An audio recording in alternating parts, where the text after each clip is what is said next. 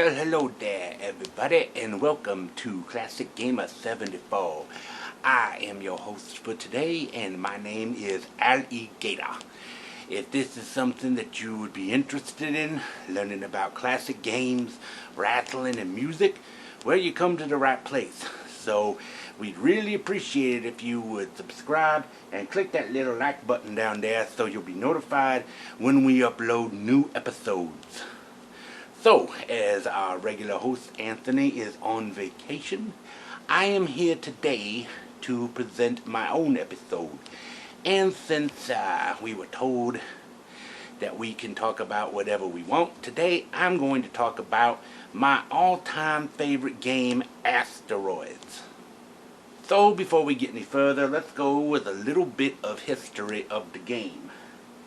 Alright, this multi-directional shooter arcade game was designed by Lyle Raines and Ed Logg and was released in November 1979 by Atari. And the game is pretty simple. You are stuck in the middle of an asteroid field and you are shooting at the asteroids. You have an unlimited amount of weapons and lasers at your disposal and you are just trying to take them out. Of course, if that was all there was to it, it wouldn't be much of a game now, would it? In this game, the asteroids will break apart and will come at you sometimes from all directions. Not only that, you got this weird satellite and flying saucer that want to come out there and want to shoot you too. Honestly, I don't know what you did to make them there asteroids so mad at you and who them flying saucers are, but anyway, you're in for the fight of your life. I guarantee that. This game was actually one of the first big hits of the golden age of arcade games, as it sold about 70,000 arcade cabinets and was popular with all kinds of people. Now, if you look at the arcade game, which we're going to do in just a second here, you'll see that the graphics are what we call vector graphics. That's where you have a line, you're not really a solid shape, you're kind of, like a little kid drew it or something there, how, when you look at a coloring book, yeah, that's the best way to put it, a coloring book, and you got them there pictures and there's no, color on them yet. It's because you got to put the colors in. Well, back in those days, vector graphics were a lot easier to do. Now, one of the creators wanted to use raster graphics, which is what we see on the game systems, but the other programmer said this would be much better and the result was amazing. So without further ado, let's check out the arcade game. So here we see the original arcade game of Asteroids. Now you take on that role of that ship there, that little triangular looking thing, and you shooting at them asteroids. Now one thing you notice is that they break apart and they go in all kinds of directions. So you gotta shoot them multiple times in order that they don't crash into you. Now what is really cool with this game is the fact that not only are you shooting around, but you do have a couple defenses at your disposal. One thing you have is you can hyperspace around the place, but to be honest with you, I would be very cautious doing that. Me personally, I like to stay in one place, which is also why I don't like to fly around.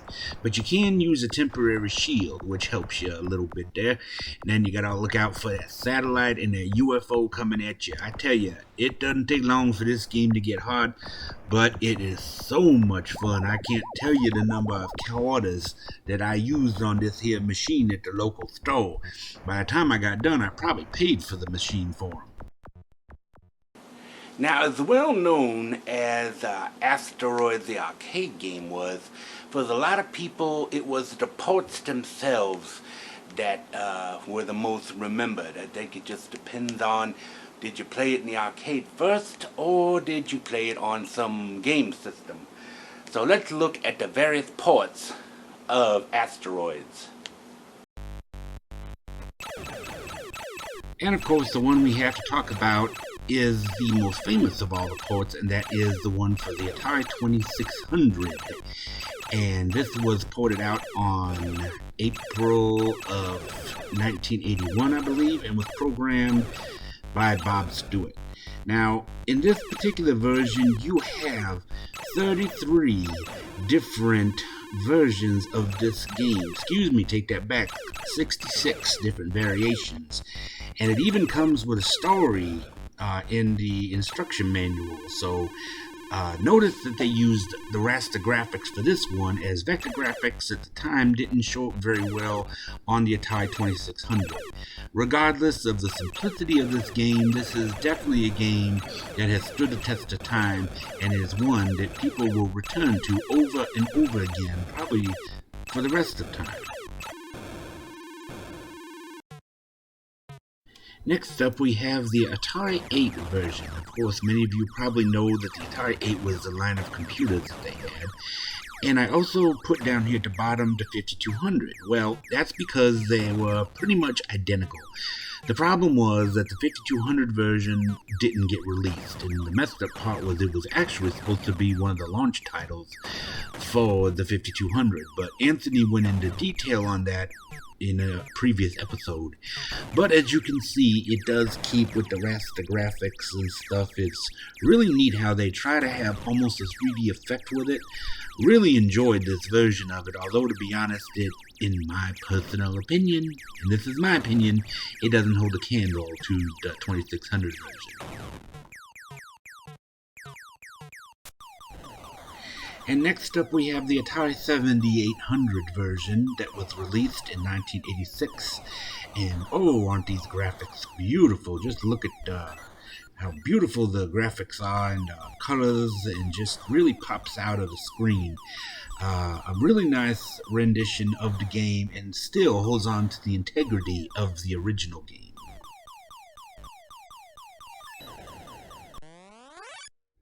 And next, from 1992, we have the Game Boy version of it. I tell you what, this one here, the action has got to be the heaviest and craziest out of all the Asteroid games up until that point. I tell you, I was playing this game and I just was spinning around and shooting, and oh man, this game is almost exhausting. But it still, again, keeps the integrity of the original Asteroid game. Out of all of them, this has to be the most difficult.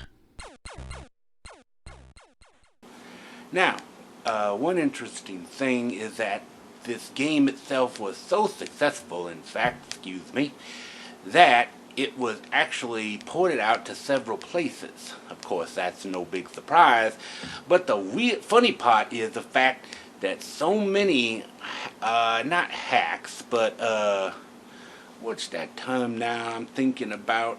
Clones, that's the one. There's a lot of clones out there about Asteroids, so let's check out some of those. Next up we have Asteroids Cabaret for the Amiga computer. Boy, I tell you, somebody put a lot of work into this one and made it as difficult as it could possibly be. Wow, I mean, it jumps right into the craziness, but I tell you, they put a lot of work into it, and it shows. A+ job, buddy. Now, talk about a rarity and a real interesting find. This is a version of Asteroids that was made for the Sharp X1 computer that was only released in Japan. I love the green graphics here, and the sound effects are just really cool. You could tell somebody put a lot of work into this one too, and wow, it's something else. And this is a rare find because the Sharp X1 computer only ran for just a couple years in Japan. And last of all, we have the Oozebox version. Now, for those of you not familiar with Oozebox, it was an open source video game console. There's been some pretty cool games that have been made by programmers themselves. You can find a lot of them online, and there's some ports and there are some original games. We got this really fun one we'll talk about later. But if you're not familiar with Oozebox, check it out online and see some of the cool games people have made. As time went on, this game, of course, went into legendary status, like many other great arcade games and video games of that time. So, therefore, during the late 90s and into the early 2000s, a big trend was going on in which companies were reimagining classic games, and Asteroids was no exception. And so let's check out a couple of them reimagined Asteroid games, if you will. First one we have is a TIC-80 version. Now, TIC stands for Tiny Computer, and people were making some games for this open source fantasy game system in order to make tiny games. And you can see they kind of reimagined Asteroids in a pretty cool way. And next up, we have the Game Boy Color version of Asteroids. Now, this kind of follows along with the storyline that was given in the 2600 version, as you go on specific missions in specific parts of the galaxy in order to destroy the asteroids. Pretty cool game, and with each mission it gets more and more difficult. This is definitely a version of the game that really shows the technology available at that time. Now here is the PlayStation 1 version, and it kind of builds on the Game Boy version as to where you're going out in outer space on specific missions that they give you to certain areas, and they want you to destroy these asteroids. And of course, that's a lot. That's just starting off, because you got all kinds of crazy stuff happening in this game. You got these comets coming at you. You get the choice of different vehicles. You got power-ups. Oh, and the graphics. Don't get me started on the graphics. I tell you, this is one of those reimagined that are just totally off the chain, and definitely one that you have got to try if you haven't already. And if you have tried it out already, let me know in the comment section below what you thought of it. Another thing I wanted to add is when a game is successful, what is the first thing they want to do? Well, if you've been around this channel for a while or just been around, you know that they want to make a sequel. And they did, and let's check that out. It's called Asteroids Deluxe. And it is Asteroids Deluxe. So, what's the difference? Well, it's harder, it's faster. The enemy ships seem to have an easier time shooting at you, and they're just more asteroids. So it's a lot of ways the same, but it's a whole lot more difficult. So if you think you've mastered regular asteroids, give Asteroids Deluxe a try and just see how good you really are. In 1987, another sequel was made, and this is called Blasteroids. Now, in this one, you have multiple ships to choose from. You have different warp sectors, power-ups, and bosses. But you only get one life, so conserve that energy. Turn on your shields, switch your vehicles, and have yourself a good old shooting time. Now, this game wasn't as well known or successful as Asteroids, and as a matter of fact, I'm pretty sure it was never ported. Oh, yes, it was. It was actually ported out a couple times to the BBC Micro and to the Atari ST computer, but for the most part, it was pretty much forgotten. And finally today we're going to look at some hacks. Yep, you think that there wouldn't be some way to improve Asteroids or what more you could do with it, but believe it or not, some people have made some hacks. So let's check a couple of those out there. The first one we have here is the Vector edition, or the Vector hack. This one was from 1998 and was done by a gentleman named Franklin Cruz. In this one, he's trying really hard to make it as look much like the arcade as possible, but still keep the colors that you know from the Atari 2600 version. Nice job, Franklin. And next up we have what's called the SS version. This was named after the person that created it, Scott Stilfen, in 2002. Pretty cool rendition of the game itself, still going after them vector graphics, but not a bad job. And last but not least, we have the white version from 2004 by Kurt Howe. I think he's trying to show you what it'd be like to play this on a black and white TV, I imagine. Pretty cool, though. Well, that brings us to the end of this episode of Classic Gamer 74. I really hope y'all enjoyed it. I sure enjoyed talking to y'all about my all-time favorite video game there. If you did like it, Don't forget to click that like button down there and subscribe if you haven't already. And if you are subscribed and you do like the video, don't forget to click that little bell icon down there so you'll be notified when we upload some new episodes. Well, until next time, this is your old buddy Gator, and I will see you next time. Oh, almost forgot.